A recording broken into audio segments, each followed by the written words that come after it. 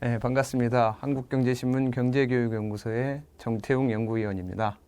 오늘도 우리 고교생, 중고생 경제논술신문 생글생글에 그동안 글을 써왔던 생글생글 학생 기자들이 명문대에 진학한 이후에 우리 고등학생 후배들을 위해서 자신의 진학 경험담 그리고 노하우를 소개해주는 시간을 또 갖게 됐습니다. 오늘 두 분 참석해 주셔서 감사하고요. 우리 자연스럽게 얘기하시면 됩니다. 먼저 소개를 해드릴게요. 우리 왼쪽에 계신 분은 백나현 생글 13기 학생 기자였고요. 연세대 경제학과 19학번입니다. 맞죠? 네. 네, 반갑습니다.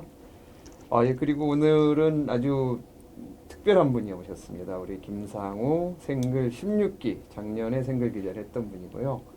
이번에 연세대 언더우드 국제학부의 21학번으로 새로 들어가게 되셨어요. 그래서 이제 막 합격의 기쁨을 누리고 있는 분입니다. 축하합니다. 감사합니다. 이렇게 또 새롭게 아주 최신의 경험을 소개할 수 있게 돼서 아주 좋은 것 같아요.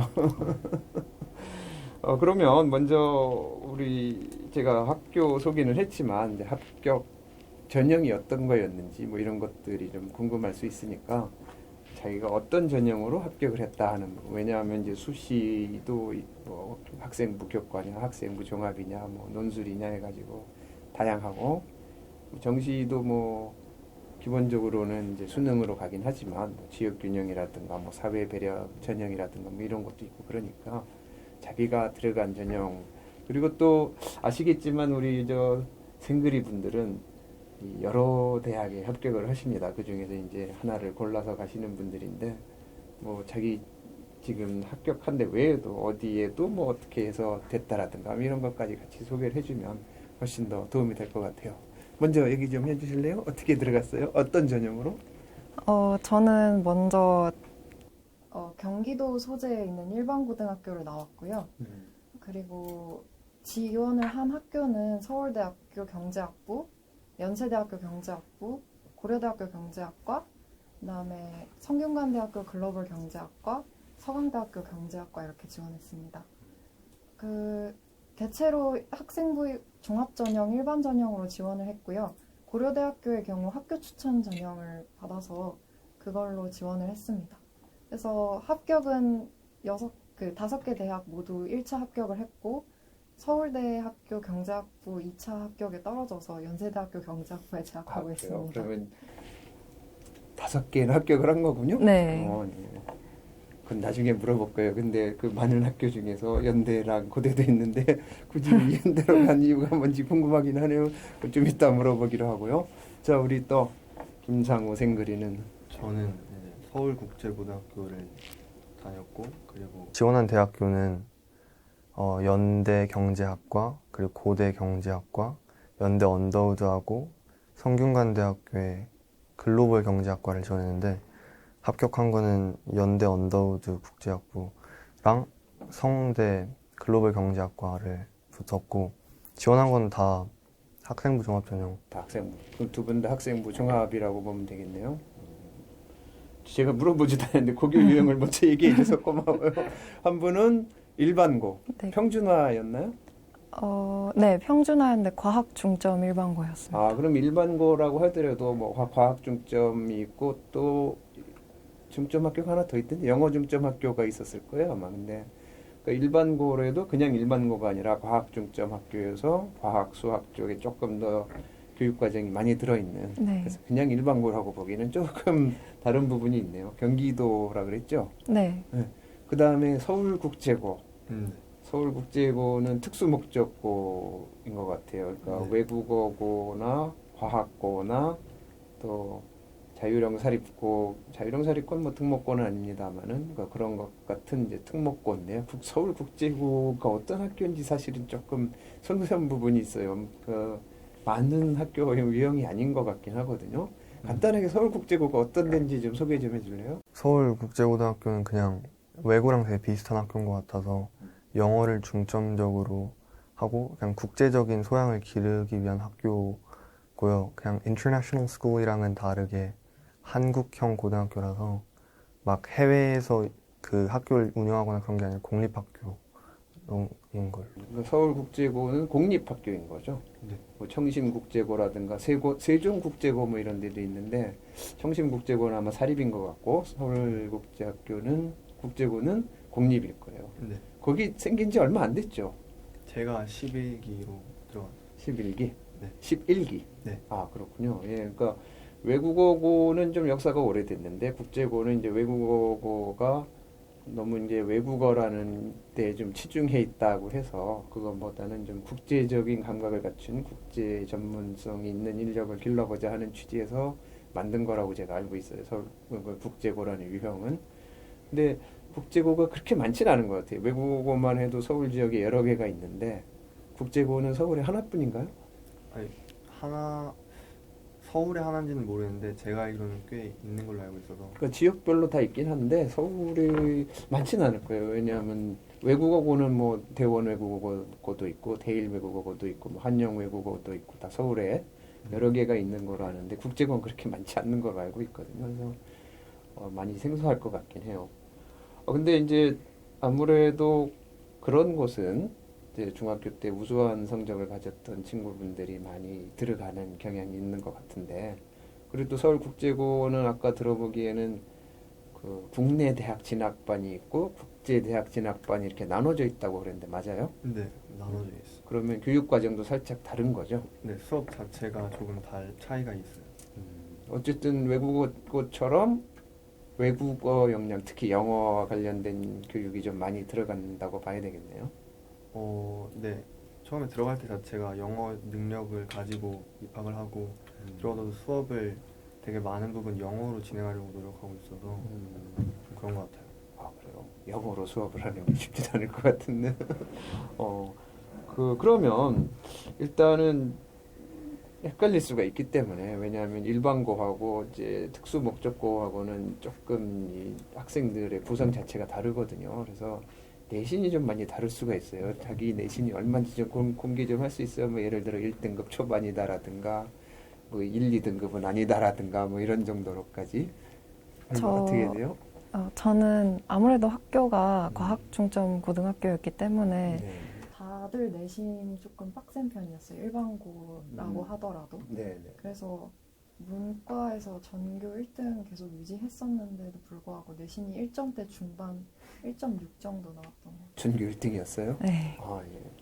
거기는 남녀 공학이었어요? 네, 공학이었어요. 남녀 공학에는 아무래도 여학생들이 위로 올라가긴 하죠. 남녀 공학에서 전교 1등으로 졸업했나요, 그럼? 네. 그렇군요. 네. 수능 표준 점수도 마찬가지로 졸업했던 것 같아요. 표준 점수 기준으로도 전교 1등이었고. 네. 예. 알겠습니다. 우리 물론- 김상우 생글이는 저는 고3 1학기 이제 대학교 성적 들어가는 것까지 1학기까지 그때까지 총합해서 3.0이었어요. 3.0. 02. 예, 뭐 그렇게 구체적으로 얘기해야 되는데, 그러니까 3등급 초반이었는데도 연세대에 들어간다 이런 얘기죠. 그러니까 아무래도 일반고 학생들의 경우에는 좀 1등급 대, 그다음에 특수 목적고 학생들일 경우에는 2, 3등급 때까지도 이른바 스카이라고 하는 데를 들어갈 수 있는 그런 거다라는 걸 보여주는 것 같습니다. 자, 그러면은 이제 두 분 다 학생부 종합 전형으로 들어갔는데요. 학생부 종합의 경우에는 이제 학생부 교과와 다르게 뭐 고교 내신 성적도 중요하지만 비교과 활동을 통해서 자신이 갖고 있는 잠재력을 또 보여줘야 되는 것 같은데요. 그런 부분에서 어떤 부분에서 자기가 그런 그 잠재력을 보여줬는지 한번 좀 소개를 좀 했으면 좋겠네요. 우선 우리 김상우 생글이부터. 우리 좀 할 얘기가 많을 것 같아요. 국제고는 조금 일반고와 다르게 교육 과정도 좀 다양하고 또 배우는 내용이라든가 또 학생들 자체가 좀 약간 좀 글로벌한 인사이트를 갖고 있는 것 같은데 어떻게 활동을 했어요? 비교과 부분에서는? 비교과 같은 경우에는 사실 제가 국제반이었어서 국내반에 대해서는 자세히 알고 있지 않은데 저를 비롯한 국제반 학생들은 비교과 활동에서 되게 열심히 했거든요. 내신보다도 비교과 활동을 조금 더 치중을 두고 열심히 했어가지고 저 같은 경우는 막 논문 대회, 소논문 대회나 아니면 창업 대회나 이런 거에 되게 엄청 활발하게 참가했었어요. 그러니까 논문, 소논문 대회, 그다음에 창업 대회, 그런 걸 했던 거군요. 그럼 뭐 동아리 활동이라든가 봉사 활동이라든가 이런 거는 뭐 좀 없었나요? 동아리 활동도 되게 다양하게 있고 학생들이 되게 여러 동아리를 들고 있었는데 저도 경제 동아리랑 투자 동아리 같은 거 들고 있었고 무슨 동아리? 투자 아, 동아리 투자. 오, 예, 예. 그리고 봉사 같은 경우에서도 학교에서 도서관에서 이제 아이들에게 경제학 알려주는 이펙트라는 동아리도 했었고 그리고 교외 쪽으로도 이제 ADRF라는 기관이랑 해서 하는 봉사 동아리를 이렇게 만들어서 했었어요. 그렇군요. 그러면은 이제 동아리 활동도 다양하게 했네요. 네. 그러면 지금 국제학부나 또는 이제 경제학과 쪽으로 지망을 하다 보니까 아무래도 그쪽에 좀 적합한 쪽으로 해서 그 다양한 그 활동을 한 건가요? 보니까 저 투자 활동도 했다 그러고 경제 동아리도 했다 그러는데 아무래도 처음 시작할 때의 그런 자기가 갖고 있는 목표와 맞춰서 그런 활동을 했다고 보면 되는 걸까요?